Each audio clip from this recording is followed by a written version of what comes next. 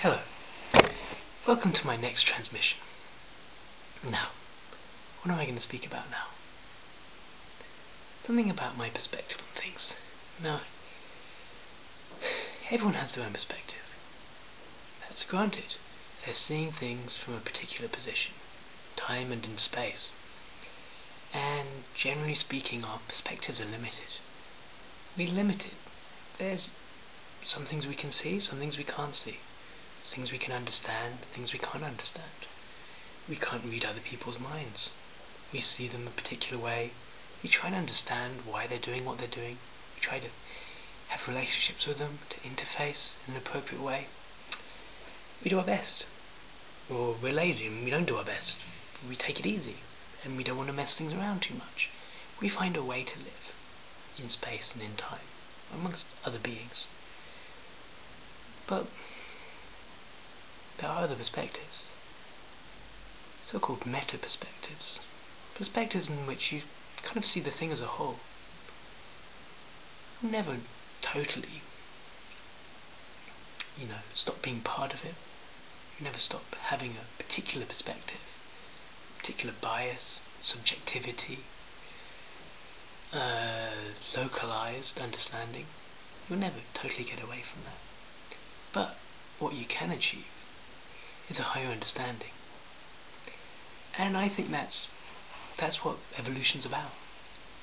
Humans, since they've been cavemen, have wondered about the cosmos, wondered about the earth. They've discovered how things work. They've discovered how weather works to some extent. Not totally, you wouldn't be surprised by typhoons and stuff. They've discovered how to use metals and silicon, make computers, aircraft, all kinds of technologies that have made, much more possible. And they've found out more about what's inside them. They've found arts, poetry, music. They found new ways to entertain themselves and one another. They found ways to be more sophisticated, more advanced, more interesting.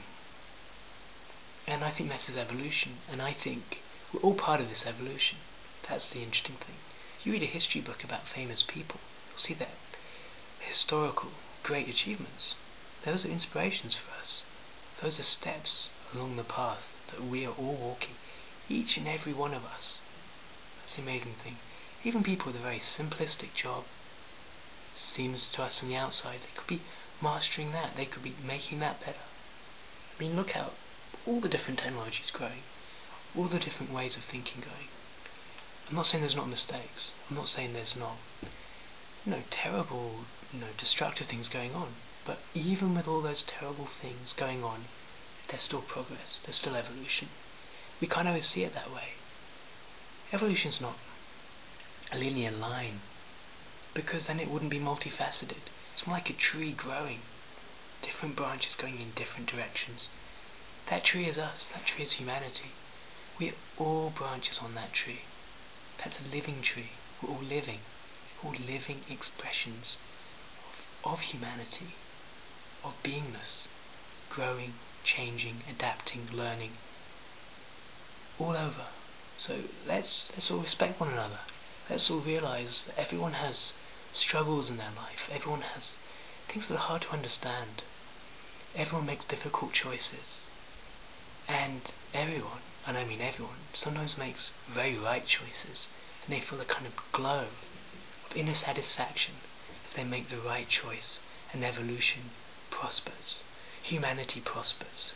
Humanity moves on. Now what's the right choice? Subjectivity again. Can anything be right or wrong? A right choice is something that enhances humanity as a whole, a family as a whole, a person as a whole. It's not a short-sighted choice.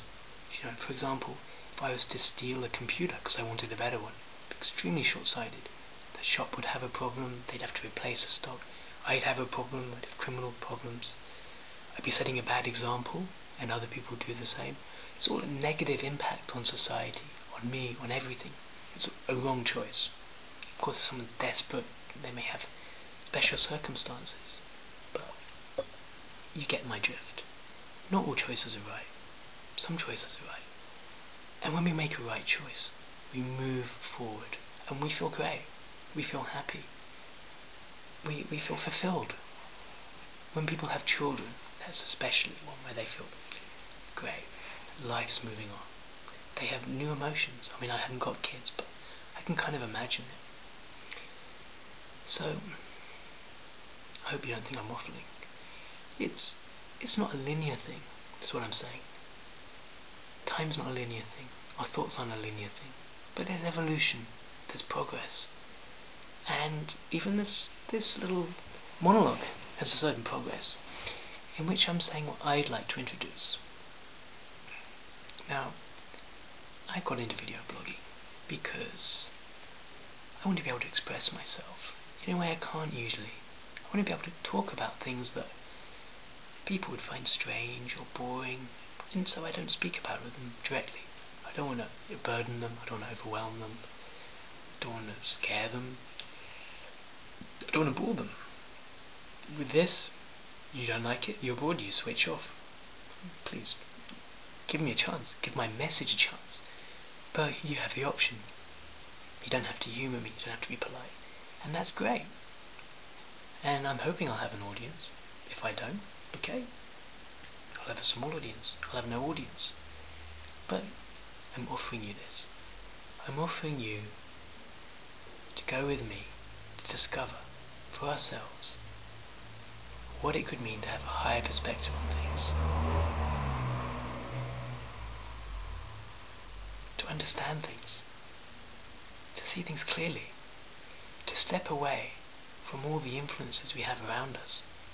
Always baffling us, confusing us, making us want things, want this, want that, do this, do that. All this busyness. To step away just for a bit. To explore. What's it really all about? Why are we here? Why are we living? How can we use our energy, our enthusiasm for life, more exactly in the areas where we really feel it's best? How can we turn the fact that we're living from day to day, pushing like Sisyphus, rock up the hill endlessly, sometimes happy, sometimes depressed, how can we turn this whole mixture, this chaotic jumble of impressions, into a meaningful life? I'm not saying your life doesn't have meaning. I'm not saying my life doesn't have meaning. Everyone's life has meaning. I'm saying we should focus on this meaning. We should really think, wow, life has meaning. Let's wake up and see it in our lives now. There's no excuse not to. People have been in terrible situations and woken up. They've been in wars, pestilences, times of social unrest, times of disaster, and they still found time for this inner awakeness. And I think we should find that. We should